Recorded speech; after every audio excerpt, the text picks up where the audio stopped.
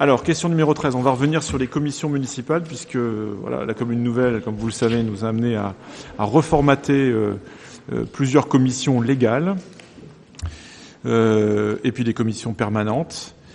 Il faut savoir aussi que la ville est représentée dans un certain nombre de conseils d'administration et d'organismes divers et donc il convient de procéder à la désignation des représentants correspondants.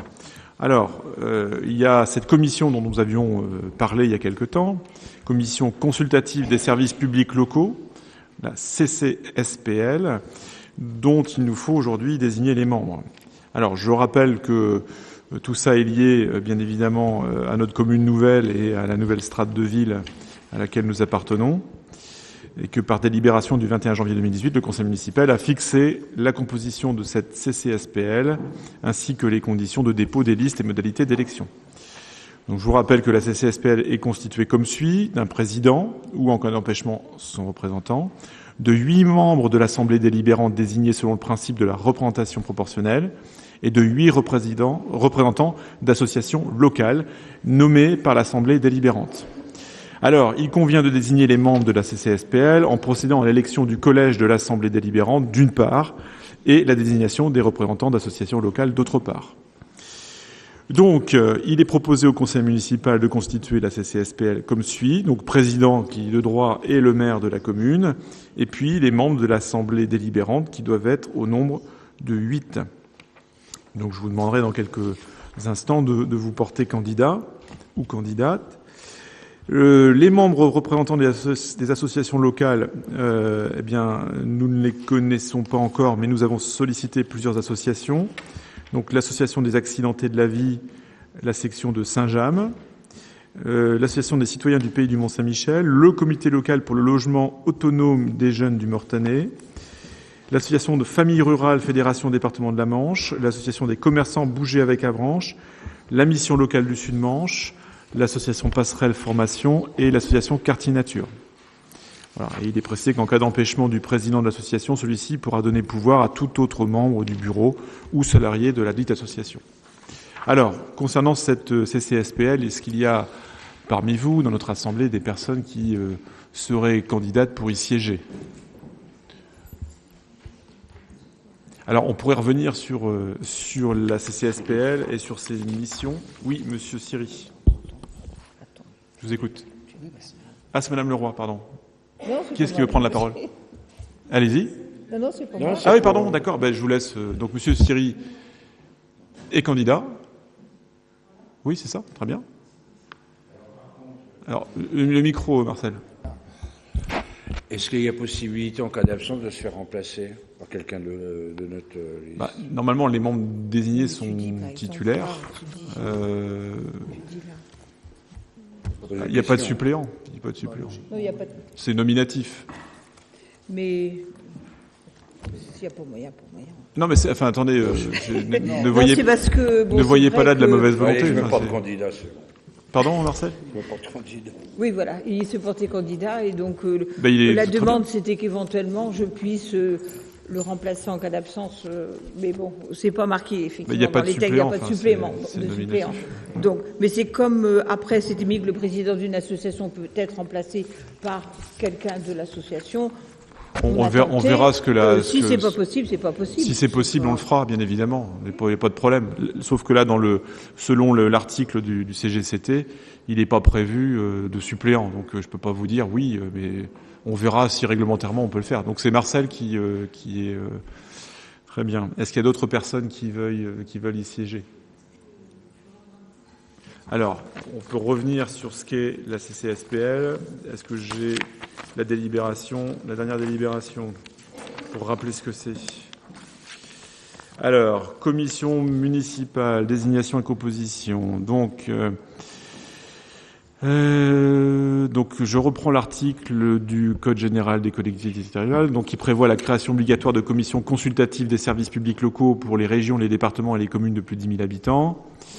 Voilà, donc la CCSPL est composée comme suit, donc je le rappelle, un président de l'organe délibérant, donc là en l'occurrence c'est le maire, des membres de l'Assemblée délibérante, donc en l'occurrence ce sont les 8 personnes qu'il nous faut désigner ce soir, et des représentants d'associations locales nommés par l'Assemblée délibérante ou l'organe délibérant. Et en fonction de l'ordre du jour, sur proposition du président avec voix consultative, toute personne dont l'audition paraît utile de la commission. C'est-à-dire qu'on peut inviter des personnes qualifiées. Donc le rôle de la CCSPL, le voici. Elle va examiner chaque année le rapport de son président. Alors, de quoi est composé le rapport? Le rapport mentionné à l'article donc L 1411-3 établi par le délégataire de service public. Elle examine chaque année les rapports sur le prix et la qualité du service public d'eau potable, sur les services d'assainissement et sur les services de collecte, d'évacuation, de traitement des ordures ménagères visés à l'article L 2224-5. Elle dresse un bilan d'activité, ou plutôt, elle examine le bilan d'activité des services exploités en régie, dotés de l'autonomie financière. Elle examine aussi le rapport mentionné à l'article L 1414-14 établi par le contractant d'un contrat de partenariat. De plus, elle est consultée pour avis par l'Assemblée délibérante ou l'organe délibérant sur tout projet de délégation de service public avant que l'Assemblée délibérante ou l'organe délibérant se prononce dans les conditions prévues par la loi. Elle est consultée aussi sur tout projet de création d'une régie dotée d'autonomie financière avant la décision portant création de régie, sur tout projet de partenariat avant que l'Assemblée délibérante ou l'organe délibérant ne se prononce dans les conditions prévues selon la loi, tout projet de participation du service de l'eau ou de l'assainissement à un programme de recherche et de développement avant la décision d'y engager le service. Le président de la commission consultative des services publics locaux présente à son assemblée délibérante ou à son organe délibérant avant le 1er juillet de chaque année un état des travaux réalisés par cette commission au cours de l'année précédente. La CCSPL pourrait être constituée comme suit. Donc, président, les 8 membres de l'assemblée délibérante, les 8 représentants d'associations locales et en fonction de l'ordre du jour, comme je disais, une personne qualifiée. Considérant que l'élection des membres élus doit s'effectuer en 2 temps, l'Assemblée délibérante fixant les conditions de dépôt des listes avant d'élire les membres de la commission, il est proposé que l'élection ait lieu au scrutin de liste suivant le système de la représentation proportionnelle avec application de la règle du plus fort reste sans panachage ni vote préférentiel. Donc voilà le cadre. Donc là, l'idée, c'était de dresser une liste ce soir et puis de pouvoir se prononcer. Voilà. Est-ce que... Oui, Madame Leroy, vous voulez dire quelque chose? Je souris parce qu'en fait, il n'y a que notre groupe qui a un représentant. Mais attendez, il n'y a pas d'autres personnes. On attendait. Ça va venir. Les autres candidats vont se... Ça va venir. Madame Capel a posé une question. Donc je réponds à la question, puisque la question c'était de ça. Parce que vous êtes engagé avant même de savoir de quoi il s'agissait. Donc, ça. Alors si vous pouviez mettre votre micro... Bah oui, mais vous mettez pas votre micro en plus quand vous parlez. Bien, alors, donc nous avons, pour les 8 représentants du conseil municipal, pour l'instant, la candidature de monsieur Siri. Est-ce qu'il y a d'autres représentants qui souhaitent siéger? Oui, Edith. Est-ce que cette commission existait déjà? Non, c'est une nouveauté liée à la commune nouvelle. Donc il faut... Complètement nouveau, donc on ne sait pas... Voilà, donc est-ce qu'il y a des personnes qui sont candidates pour siéger au sein de cette commission? Il manque 7 personnes. Ouais. Alors, j'ai Bertrand Claveau. J'ai une question. Ah, une question, Bertrand. Est-ce qu'on connaît le rythme des réunions de cette commission? Alors, c'est au moins une réunion par an. Une fois par an. Alors, donc Bertrand Claveau.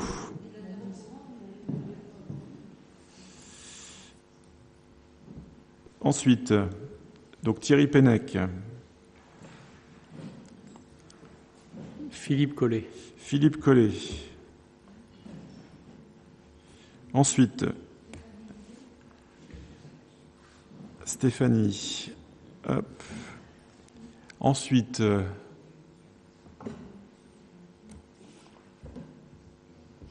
le monde regarde ses... Non, parce qu'en fait, les rapports au assainissement ne sont pas présentés. Les lignes sont présentées. Oui, mais bon, tu as d'autres sujets. Qui me concernent, moi. D'autres candidats? Monsieur Lenné. Voilà, Hervé Lenné. Il ne manque plus que 2 noms. Jacques Lucas, ça me semble indispensable. Une fois par an, ça va. Donc Marcel Siri. Il me manque encore un nom. Ça commence à une fois, quoi. Et Anne. Voilà, Anne Sourdin. Bien, donc la liste est complète. Et Monsieur Siri. Est-ce qu'il y a d'autres candidatures?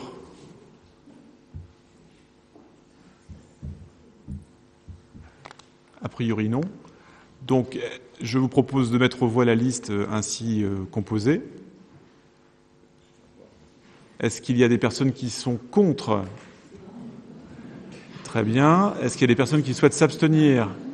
Non plus. Donc, écoutez, la liste est ainsi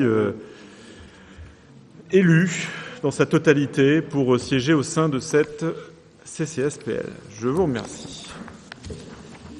Alors, nous avons une autre commission, c'est la commission locale de l'aire de mise en valeur de l'architecture et du patrimoine. C'est cette commission qu'on appelle la CLAVAP et qui travaille sur le projet de mise en place donc de cette AVAP. Alors aujourd'hui, la loi a évolué.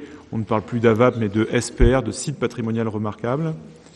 Donc c'est un travail au long cours qui est mené conjointement au PLU et au PLUI et qui s'intéresse plus particulièrement, dans le cadre des relations que nous avons avec l'architecte des bâtiments de France, à établir un règlement qui soit en phase avec les attentes de la commune. Donc cette commission est composée, alors là aussi on est dans un cadre réglementaire, du préfet ou de son représentant, de l'ADREAL, enfin en tout cas d'un représentant de l'ADREAL, mais aussi de la DRAC, de 2 personnes qualifiées au titre du patrimoine. Donc ça peut être, là on avait choisi, et je pense que ce sera reconduit, un représentant de l'association des Amis du Musée d'Art et d'Histoire et un représentant de la Société d'Archéologie. Et puis 2 personnes qualifiées au titre des intérêts économiques locaux, donc un représentant de la Chambre de commerce et d'industrie et un représentant de la Chambre des métiers et de la Chambre d'agriculture. Parmi les élus, donc nous avions le maire qui était de droit membre de la commission, cette commission locale, Monsieur Carreau, Madame Cochat, Monsieur Drolour, Monsieur Hervé Lenné, Madame Leroy et Madame Payen.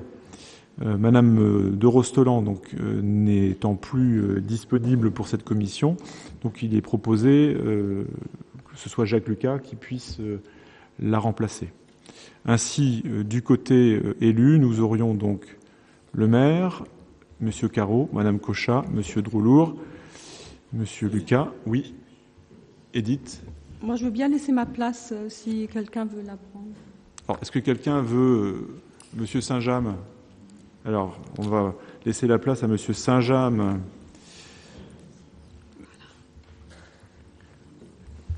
Voilà, donc la liste des côtés élus pour siéger au sein de la CLAVAP, Monsieur Carreau, Madame Cochat, Monsieur Drolour, Monsieur Lenné, Madame Leroy, Monsieur Saint-James. Est-ce que cette composition vous sied ? A priori, oui, je ne vois pas d'autres mains se lever. Donc, je vous propose de délibérer dans ce sens. Y a-t-il des votes contre ? Je n'en vois pas. Des abstentions peut-être. Je n'en vois pas non plus. Donc, unanimement, cette composition est adoptée. Nous sommes sollicités par l'association Préamis, donc l'association qui a vocation à accueillir et éduquer des enfants et des adolescents confrontés à des difficultés personnelles, familiales ou sociales, qui nécessitent un éloignement temporaire de leur lieu de vie habituel afin de faciliter leur épanouissement et promouvoir leur intégration sociale. Donc, il est proposé au conseil municipal de nommer Madame Parent en tant que déléguée titulaire au sein de ce conseil d'administration, chose qui est déjà le cas depuis 2014. Et en tant que déléguée suppléante, nous avions... alors... Je peux poser une question ? Oui, Edith. Oui, c'est parce que je suis souvent suppléante pour dans cette commission. Oui. Je supplée souvent à Annie, donc je ne sais pas si... comme tu me faisais signe, moi je veux bien prendre si... Il y a des pointillés parce que tu n'étais pas là lorsque la question a été rédigée, et donc j'ai demandé au secrétariat d'attendre ton accord avant de mettre d'office ton nom. Voilà. Alors sur l'association Préamis, donc l'idée ce serait de reconduire Annie dans ses fonctions donc de titulaire au sein du conseil d'administration, et puis de désigner un suppléant ou une suppléante. Alors Edith, est-ce que tu souhaites rester suppléante ? Oui, donc dans ces cas-là, c'est bien... Sauf s'il y a une autre proposition. Alors, on avait imaginé en effet qu'un élu de Saint-Martin puisse y siéger. Non. Alors, on avait pensé à Martine, puisque Martine... Bon, c'est vrai qu'il faut quand même dire qu'Annie est quand même très présente au sein de ce conseil d'administration et que les suppléants ou suppléantes sont très peu appelés. Et néanmoins, voilà, si Edith, tu souhaites conserver ta place de suppléante, on y va comme ça. Bon. Donc, Annie, oui, vas-y. Non, c'est un détail, mais dans le libellé, nécessitant parfois un éloignement temporaire. Parce qu'il y a deux services. Il y a un service d'hébergement et un service d'accueil, ce qu'on appelle en milieu naturel. Donc, les enfants sont suivis au sein de leur famille. Très bien, donc on peut faire la modification. Donc il n'y a pas d'incidence sur la délibération en elle-même. Bien, donc ce qui nous est donc proposé, c'est de reconduire Annie Parent en tant que titulaire représentant la ville au sein du conseil d'administration de l'association Préami et de conforter Edith Payen dans sa position de suppléante. Voilà. Est-ce qu'il y a des personnes qui s'opposent à ces deux candidatures? Je n'en vois pas. Des abstentions peut-être? Je n'en vois pas non plus. Donc, écoutez, mesdames, vous pourrez siéger au sein de ce conseil d'administration. Dernière instance pour ce soir, en tout cas, où il est utile d'élire un représentant, c'est Manche Habitat, donc un partenaire très important pour notre commune. Donc je vous rappelle que Manche Habitat est un établissement public de la Manche situé à Saint-Lô. Il intervient dans tout le département, uniquement dans le domaine de la location de logements dont les conditions d'accès sont encadrées par des plafonds de ressources. Et la commission donc Manche Habitat a pour mission de décider de l'attribution de l'ensemble des logements appartenant ou gérés par Manche Habitat, à l'exception des foyers ou des logements au foyer ou foyer logement. Donc depuis 2014, je crois, oui, c'était en 2014 que tu avais intégré, ou un peu après, 2015. En effet, c'est Nadine Calvez qui siège dans ce conseil d'administration avec une forte implication de ta part. Je crois que c'est à noter, notamment dans le cadre de la politique de la ville. Tu as su faire valoir l'intérêt des habitants du quartier aux côtés donc des services de la ville, mais aussi de l'antenne locale de Manche Habitat. Et ce qui est proposé ce soir, c'est que tu sois reconduite dans cette fonction d'administratrice au sein de Manche Habitat. Sauf à penser que d'autres veuillent la place. A priori, non. Donc, nous avons la candidature unique et souhaitable de Nadine Calvez. Bien, donc je vous propose de passer au vote. Y a-t-il des votes contre? Je n'en vois pas. Des abstentions peut-être? Il n'y en a pas non plus. Donc, unanimement, Nadine est reconduite dans ses fonctions au sein du conseil d'administration de Manche Habitat.